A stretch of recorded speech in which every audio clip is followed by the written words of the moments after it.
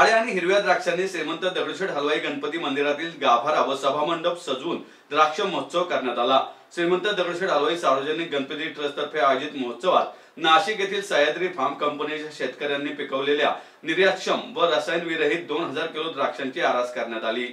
यावेळी ट्रस्टचे अध्यक्ष सुनील रासने, उपाध्यक्ष माणिक चव्हाण, उपाध्यक्ष डॉक्टर रामचंद्र उर्फ बाळासाहेब परांजपे, कोषाध्यक्ष महेश सूर्यवंशी, सरचिटणीस हेमंत रासने, उत्सव प्रमुख अक्षय गोडसे, सहचिटणीस अमोल केदारी, सुवर्णयुग तरुण मंडळाचे अध्यक्ष प्रकाश चव्हाण, सह्याद्री फार्म कंपनीचे चेअरमन व व्यवस्थापकीय संचालक विलास शिंदे यांसह सह्याद्री फार्मचे पदाधिकारी देखील उपस्थित होते। ही द्राक्षे नंतर भाविक अनाथाश्रम, पिताश्री वृद्धाश्रम, ससून रुग्णालयात प्रसाद म्हणून दिली जाणार आहेत। दगडूशेठ गणपती मंदिराच्या गाभाऱ्यात संपूर्ण सभामंडपात केलेली ही आकर्षक आरास पाहण्याकरता भाविकांनी सकाळपासूनच गर्दी केली होती। द्राक्षांच्या हंगामात अशा पद्धतीची आरास मंदिरात गेल्या काही वर्षापासून केली जात आहे। आज सह्याद्री फार्मला 22,000 शेतकरी जोडले गेले आहेत। भारतातील सर्वात मोठी द्राक्ष निर्यात करणारी कंपनी म्हणून सह्याद्रीची ओळख आहे। प्राचीन भारतीय आयुर्वेदात द्राक्षांचे आरोग्याच्या दृष्टीने महत्त्व आहे।